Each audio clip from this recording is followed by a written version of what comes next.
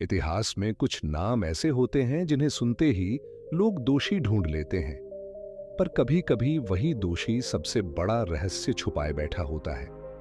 अयोध्या के उसी महल में जहां राज तिलक की तैयारियां चल रही थीं, एक कोने में एक ऐसी बातचीत हुई जो न ग्रंथों में लिखी गई, न किसी अर्षि ने सुनी।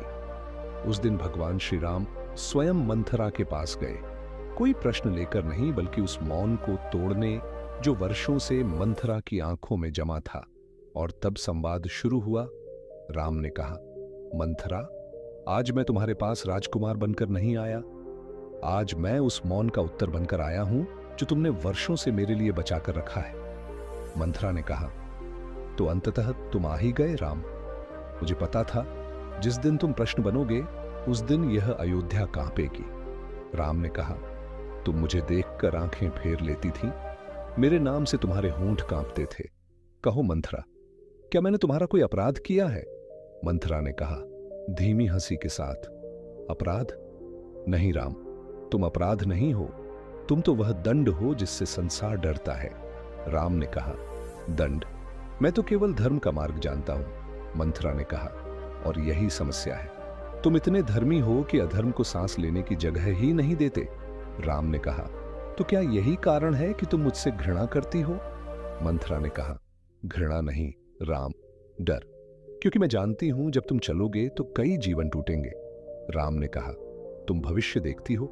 मंथरा ने कहा, नहीं, मैं उस मार्ग को देखती हूं जिस पर चलने के लिए ईश्वर स्वयं जन्म लेते हैं। राम ने कहा, कुछ क्षण रुककर, तो तुम जानती हो कि मेरा वनवास निश्चित है? मंथरा ने कहा, हां, और अगर वह नहीं हुआ तो रावण नहीं मरेगा। राम ने कहा, आंखें गंभीर, तुम रावण का नाम ऐसे ले रही हो जैसे उसे जानती हो। मंथरा ने कहा, मैं उसके अंत को जानती हूं, और मैं यह भी जानती हूं कि वह अंत केवल तुम्हारे हाथों से लिखा जाएगा। राम ने कहा, तो कैकेयी के मन में तुमने विष क्यों भरा? मंथरा ने कहा दर्द के साथ, क्योंकि किसी को तो पत्थर बनना था ताकि तुम देव बन सको। राम ने कहा, इतिहास तुम्हें कभी क्षमा नहीं करेगा। मंथरा ने कहा, मुझे क्षमा नहीं चाहिए राम, मुझे केवल यह चाहिए कि धर्म पूर्ण हो।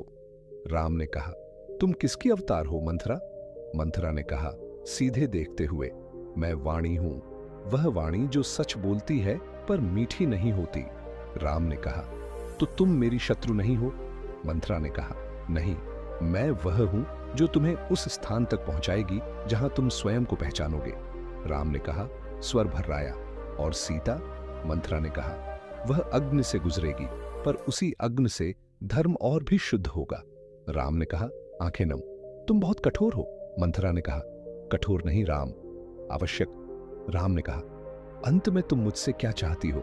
मंथरा ने कहा, बस इतना, जब लोग मुझे दोष दें तो तुम मौन रहना, क्योंकि वही मौन मेरा एकमात्र सम्मान होगा।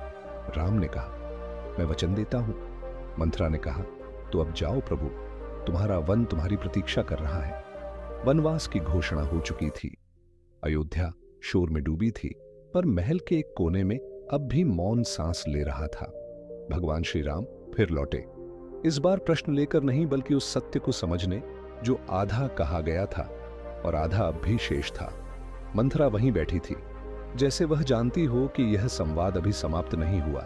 राम ने कहा, मंथरा, मैं चला जाऊंगा, पिता का वचन निभेगा, माता का वरदान पूर्ण होगा, पर मेरा मन अब भी प्रश्न है। मंथरा ने कहा, मैं जानती थी कि तुम लौटोगे। ईश्वर जब मौन में चलता है तो सत्य उसे खींच लाता है।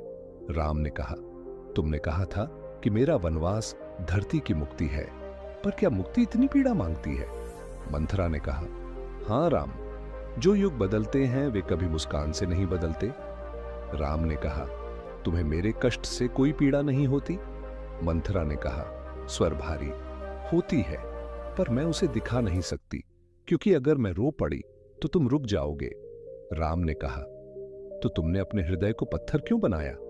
मंथरा ने कहा, क्योंकि किसी को तो बनना ही था, ताकि तुम देव बने रहो। राम ने कहा, तुम बार बार मुझे देव कहती हो, पर मैं स्वयं को मनुष्य मानता हूं। मंथरा ने कहा, और यही तुम्हारी सबसे बड़ी परीक्षा है, ईश्वर होकर भी मनुष्य बने रहना। राम ने कहा, तुम जानती थीं कि सीता भी मेरे साथ जाएंगी? मंथरा ने कहा, आंखें झुकाकर। हाँ, और यह भी जानती थी कि उनका जाना सबसे कठिन होगा। राम ने कहा, स्वर कांपते हुए, तो तुमने मुझे इस पीड़ा के लिए तैयार किया। मंथरा ने कहा, मैंने तुम्हें उस शक्ति से परिचित कराया जिसे तुम अभी नहीं पहचानते। राम ने कहा, कौन सी शक्ति? मंथरा ने कहा, वियोग, क्योंकि बिना वियोग के करुणा जन्म नहीं लेती। राम ने कहा, और लक्ष्मण? मंथरा ने कहा, उनका क्रोध तुम्हारी ढाल बनेगा जो तुम स्वयं नहीं उठा सकते। राम ने कहा, तुम सब जानती हो, फिर भी मौन क्यों रहती हो? मंथरा ने कहा, क्योंकि अगर सब जान ले तो धर्म अभिनय बन जाएगा। राम ने कहा, कुछ क्षण बाद, मंथरा, क्या कभी ऐसा क्षण आएगा जब तुम अपने कर्मों पर पछताओगी? मंथरा ने कहा, हां, पर वह क्षण मेरा होगा, संसार का नहीं। राम ने कहा, तब क्या करोगी? मंथरा ने कहा, तब मैं चुपचाप सह लूंगी, क्योंकि यही मेरा दंड है। राम ने कहा, क्या तुम्हें डर नहीं लगता कि लोग तुम्हें श्राप देंगे? मंथरा ने कहा, डर तब लगता जब सत्य मेरे साथ न होता। राम ने कहा, और अगर मैं कभी लौटूं? मंथरा ने कहा, हल्की मुस्कान के साथ, तब तुम राजा नहीं लौटोगे राम, तब तुम युग बनकर लौटोगे। राम ने कहा गंभीर स्वर में, और तब तुम्हारा स्थान क्या होगा?